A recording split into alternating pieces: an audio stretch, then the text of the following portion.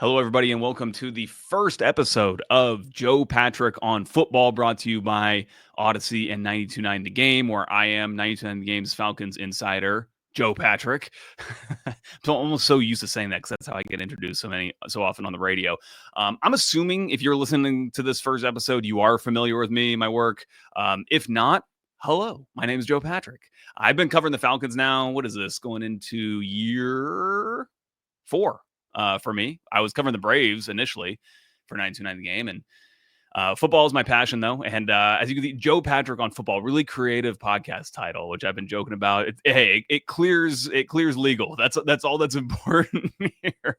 But I'm really excited to be able to start up with you guys and hopefully be able to bring you just something a little bit different than what else exists, which is great, I think, in the Atlanta Falcons kind of content creator network and other podcasts. And everybody from Kevin Knight, the Falcoholic, to Aaron Freeman, to Will McFadden, who was doing something with Believe in Falcons, who's now with the Atlanta Falcons.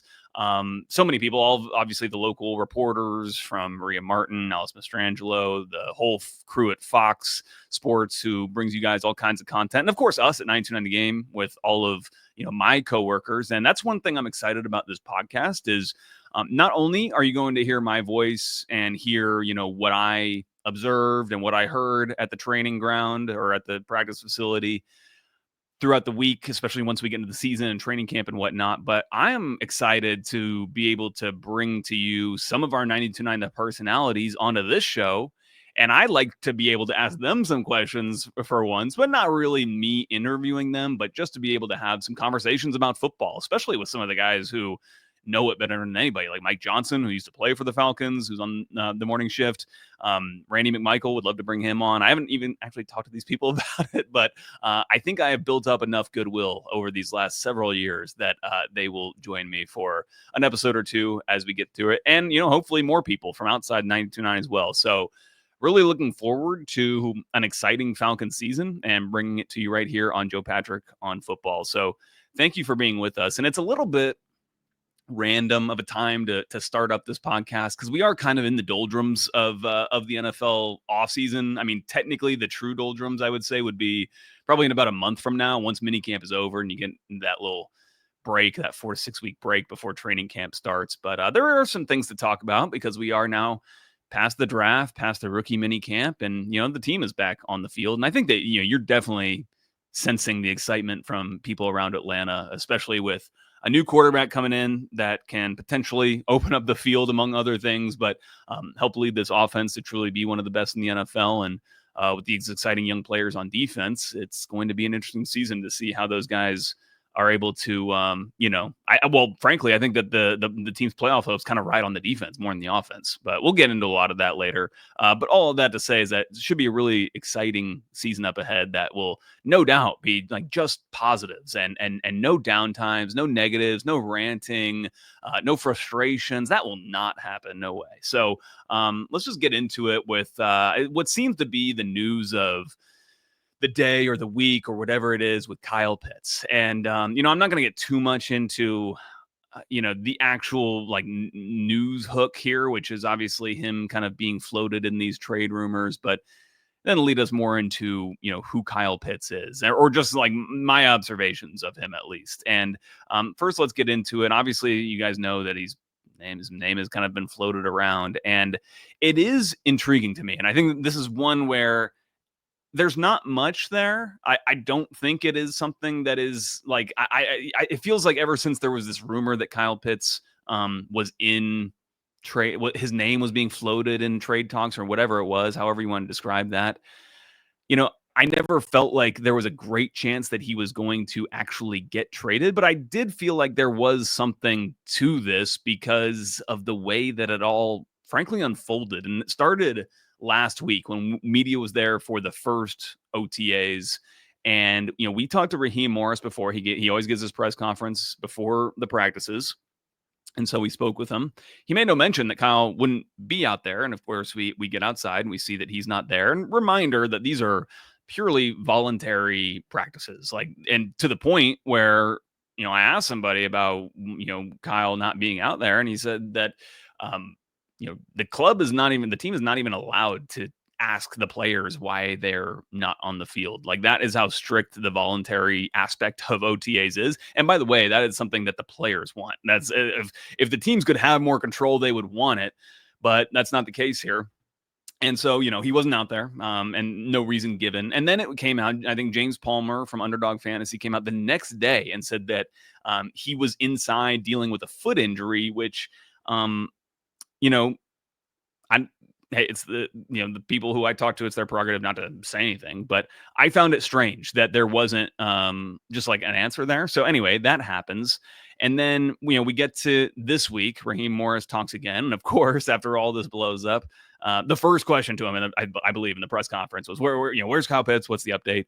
And he does acknowledge that they are being extra cautious with him and that they are treating some sort of injury, but declined to say when asked if it was a foot injury, as it was reported earlier.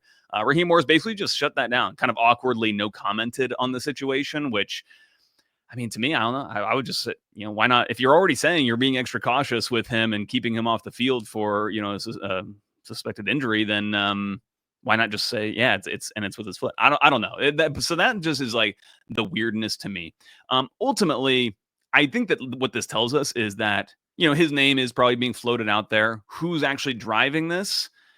It's probably not the Falcons, in my opinion. And I'll tell you why. Like, I just don't feel like they have an incentive or a want to really move him unless they have, unless there's a team out there that's willing to make them an offer they can't refuse. And you never know if that exists. But the reason why I ultimately don't think that anything's going to happen here, on top of, I think, some of the reporting that's starting to come out, Albert Breer posted an article today kind of poo-pooing the situation, basically, when asked about it in the mailbag column by a Falcons fan. But ultimately, I don't think that there's a team out there that's going to come to Atlanta and make it worth Atlanta's while, make it worth Raheem Morris and Terry Fontenot's while to part with Kyle Pitts, because you got to put your Terry Fontenot hat on, even though, yeah, he's worn hats before, for sure, at training camp.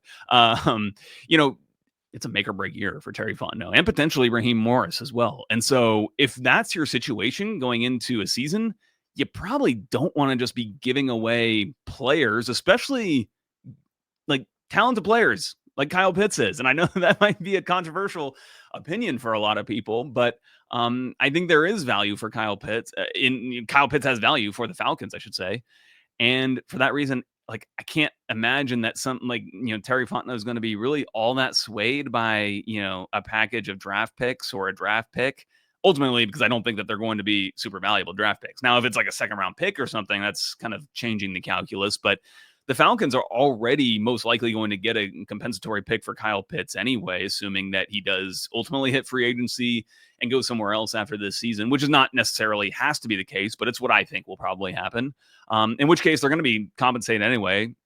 So I don't think that a trade really makes all that much sense. And I think that especially when you look at Kyle and, how his career has gone to this point, it's been obviously really up and down, or it started with the ups and then a lot of down since, but not purely down. And obviously in that second year, he got hit. That was my first year covering the team. That's when he suffered that brutal injury against the Bears and about mid-season.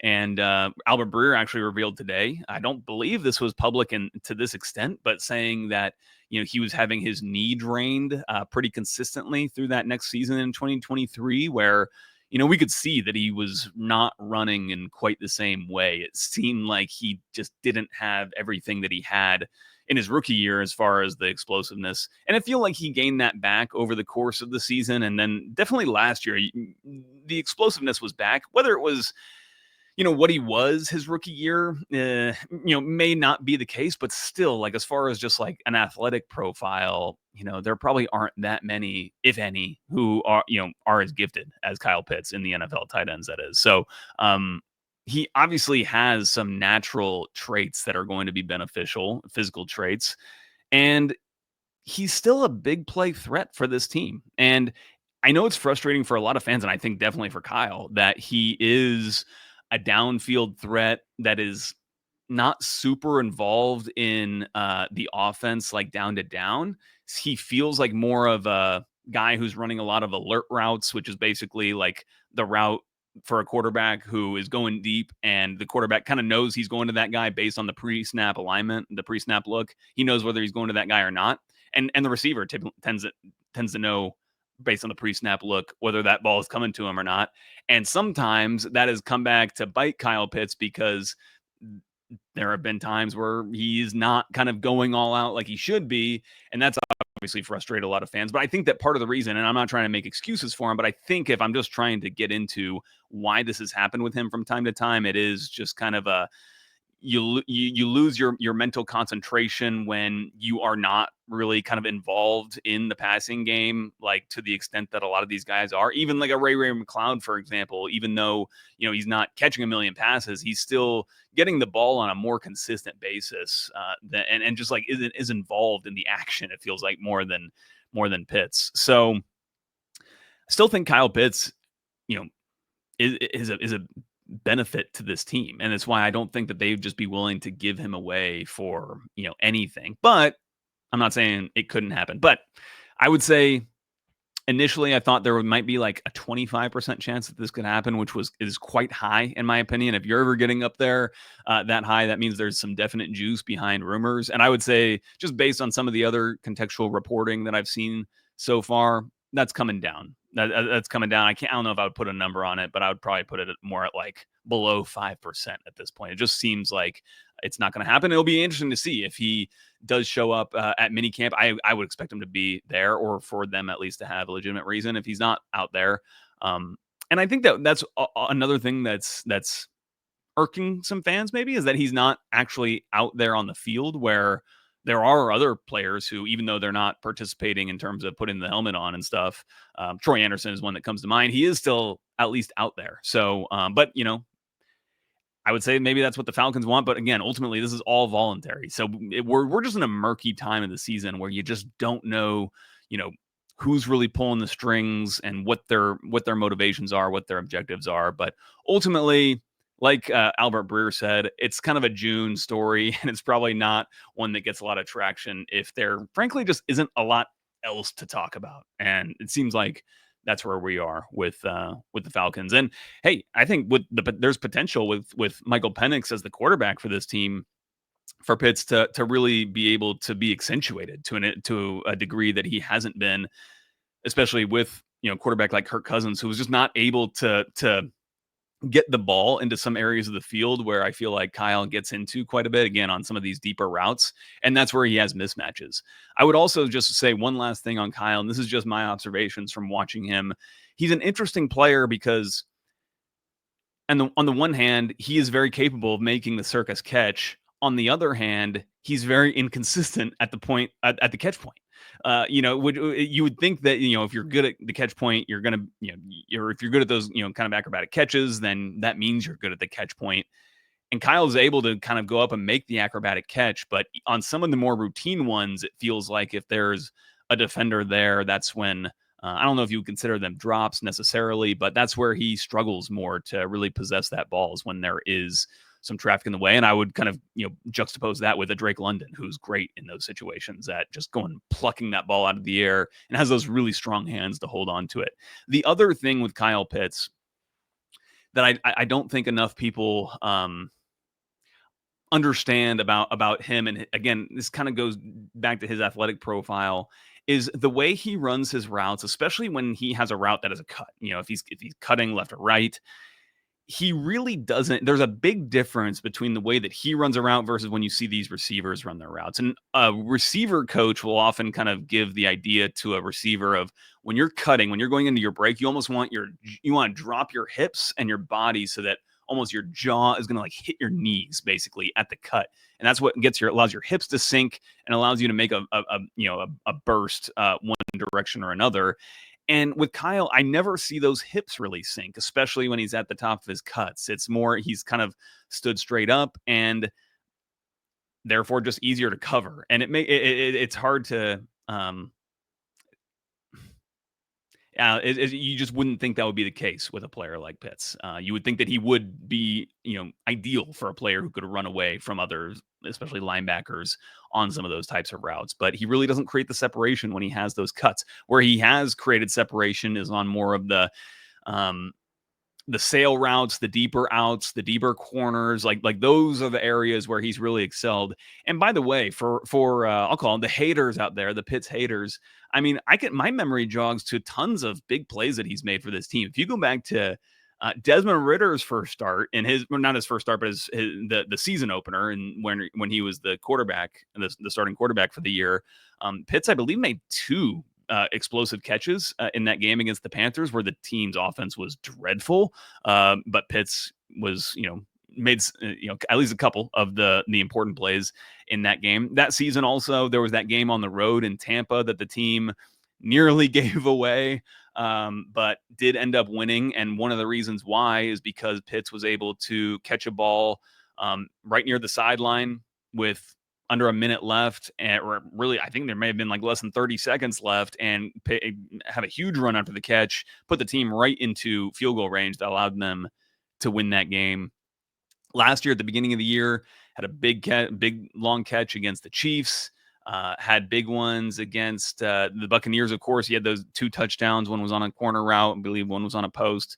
So he is capable of making these big plays, but he's just not like the TJ Hawkinson, the Travis Kelce, these guys who kind of specialize in, that option route, which was a big topic of conversation going into training camp last year, where there was a lot made about Kyle Pitts and Kirk Cousins and some of the receivers going down to meet with John Gruden, who I guess gave Pitts a schooling in Art Monk, who was the king of the option route, I guess. So that just doesn't seem to be his game, and we'll see if Zach Robinson can work around that. And I would think that Michael Penix is the ideal kind of quarterback for Kyle Pitts to hook up with. So I think there's potential for that relationship, that quarterback tight end relationship this year to really grow, and for Kyle Pitts to be an important part of the offense. Now, if he is, does he stick around with the Falcons?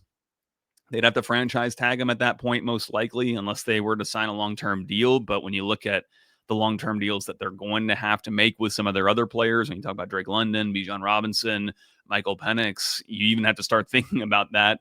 Not that he's going to, be given a contract super soon, but you got to be able to plan out for that. And how does Kyle Pitts fit into that?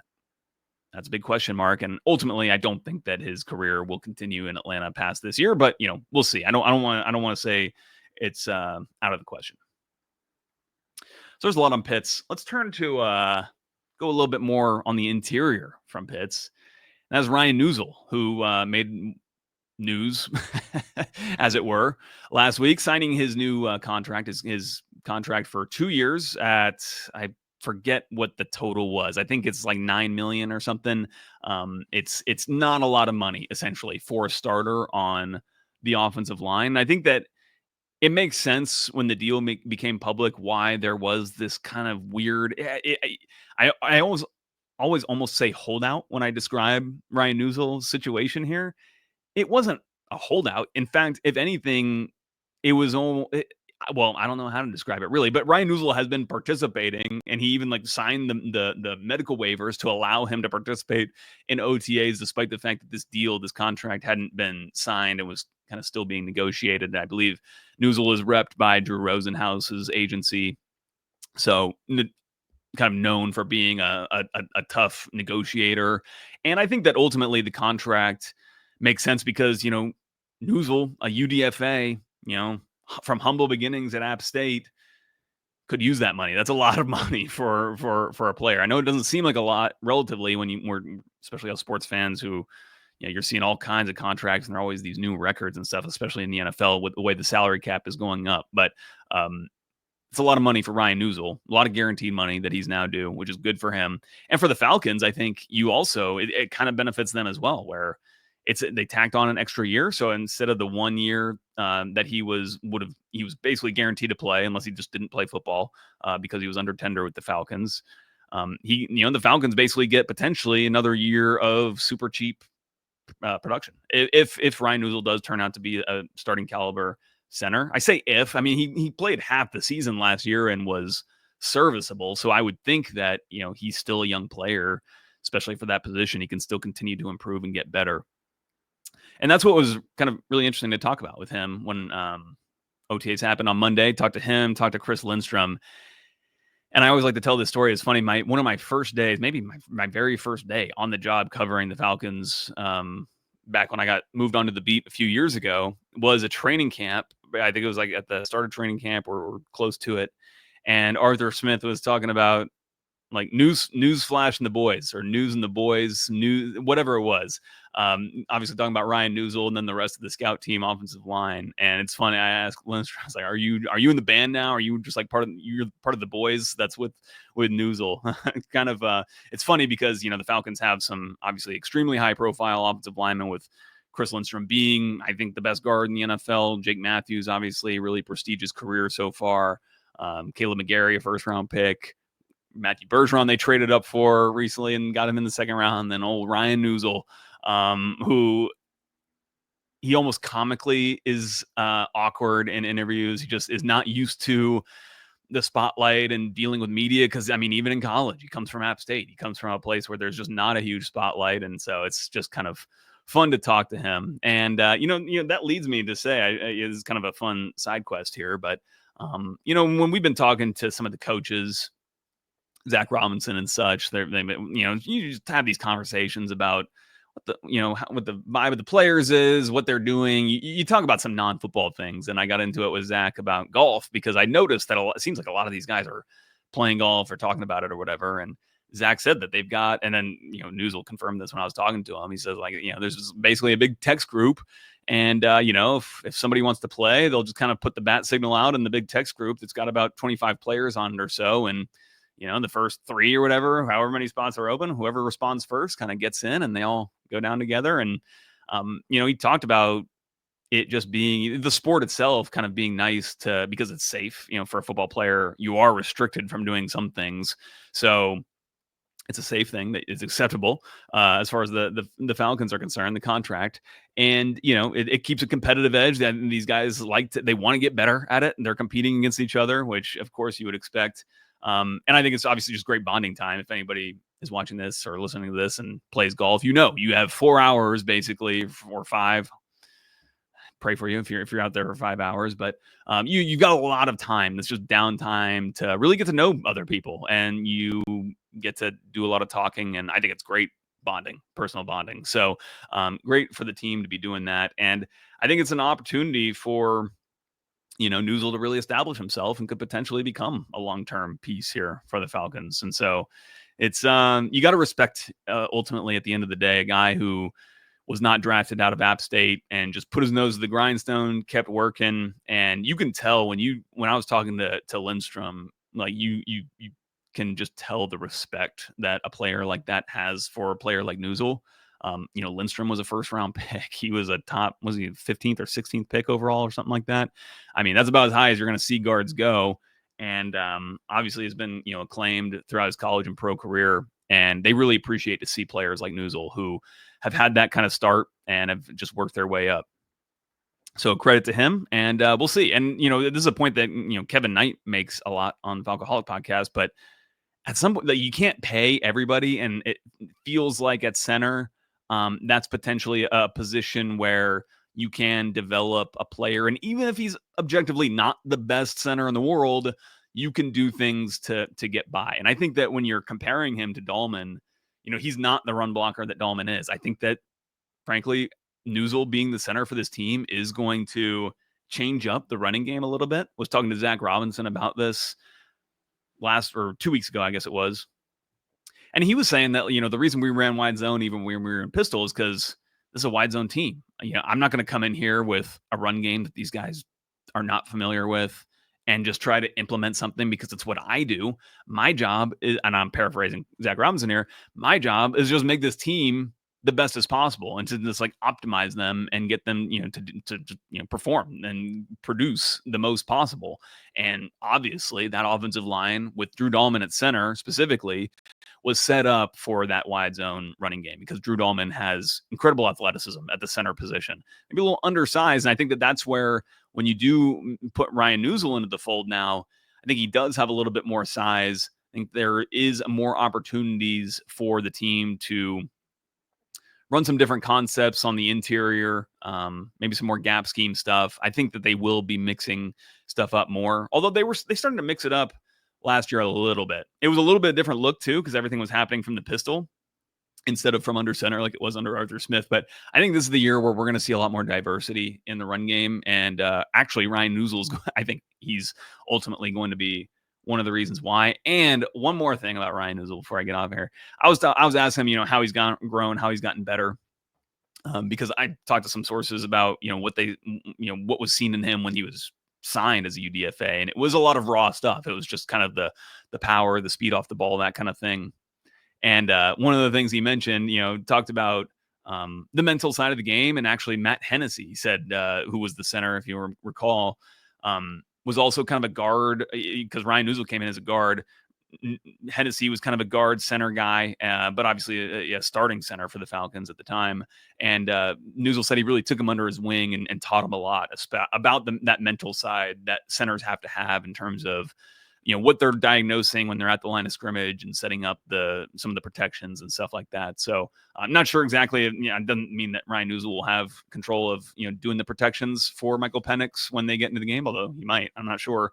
But interesting that, he has that kind of, he had that mentor, Matt Hennessy, who I think a lot of Falcons fans now kind of forget about. But the one thing I've been kind of beating around the bush to getting to is he said, and the first thing comes is the snap, you got to make sure first things first and get a good snap off to your quarterback. And I think that will be music to the ears of a lot of Falcons fans who I think eventually kind of had to come to terms with the fact that with Drew Dalman, you were going to get one bad snap a game, at least, that you were going to have to survive. And so we'll see. We'll see if Ryan Neuzil is better in that respect. So kind of funny, kind of an interesting note, and probably not one you've heard from many people talk about Ryan Neuzil too much.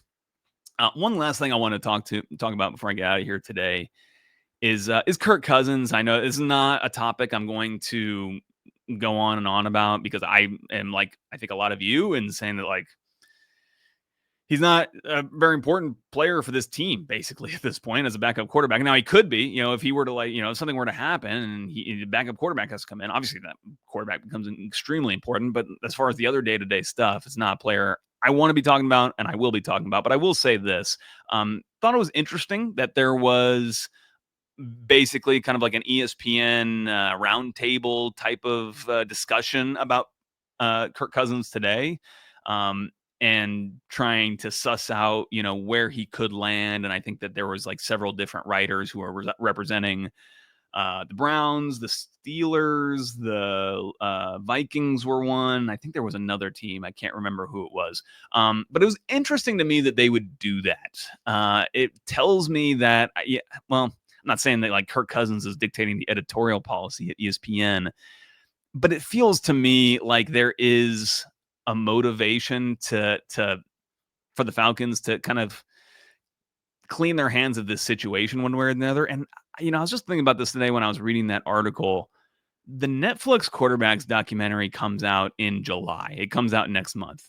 They have not announced a specific date for it, but I do wonder if it would be a lot more comfortable for the Falcons to, basically make a decision and try to part with them basically before that documentary comes out. Because for all I said about, me not wanting to talk about them, if that documentary comes out and there's interesting stuff in there, could be things related to certain games. Who knows what Kirk Cousins is going to say, but he was a very interesting character in the first quarterbacks documentary.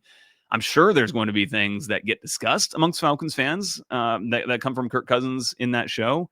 And it's legitimate to ask questions about those things. And I just wonder if the Falcons would rather not have to deal with those questions coming and them having to try to, them focusing on previous seasons. And I know that some people wouldn't want the media to focus on that, but ultimately the media has to follow what the public is interested in. And there's a lot of interest in those topics when they come about, just like there's a lot of interest in a quarterback like Shedeur Sanders because of his public profile. It's just the nature of the beast. And so just got to thinking about that today when I was reading these Kirk Cousins pieces and potential trades. And I got to say, the trades that were getting floated out there, they seem kind of fine to me, frankly, honestly, because in at least a couple of them, the Falcons were getting a backup quarterback back, like a legitimate backup quarterback. And I've always felt like that was kind of one of the hangups for the team in this situation, is that if they do trade Kirk Cousins away, they're trading away a player who, like I say, he's not like interesting day to day, but is still a very valuable piece. If you look around the NFL, a lot of teams have to go to their backup quarterback for non-trivial snaps because, quarterback is hurt or whatever. So we'll be interested to kind of just see how that unfolds. And if he is still on the team when the quarterback documentary comes out, that will be interesting as well. So anyway, we'll have more topics to come later next week. There will be another OTAs that I will have been to and more to talk about. There is still more to talk about. Might come to you guys later this week. But yeah, Bijan Robinson was talking about flag football and how that's actually a different game. Funny kind of note there. He kind of described like people think NFL players would just be the best at it, and maybe not quite the case because the dynamics of the game, since there is not the contact of the NFL, like the way that you actually try to juke somebody out basically in flag football is way different than you would do it in regular football. And the players who have been doing that for a long time understand it innately, like how to do those kinds of things. Having said that, give Bijan like a week of training. I'm sure it'll be fine. But that was kind of an interesting thing to talk to him about. And we'll have more to talk about, a lot more to come, especially on the defense as well. It's an important year for them as well. So I'm Joe Patrick. Again, thank you guys for listening to the show. Joe Patrick on football, a really creative name. And we'll be coming back to you guys next week.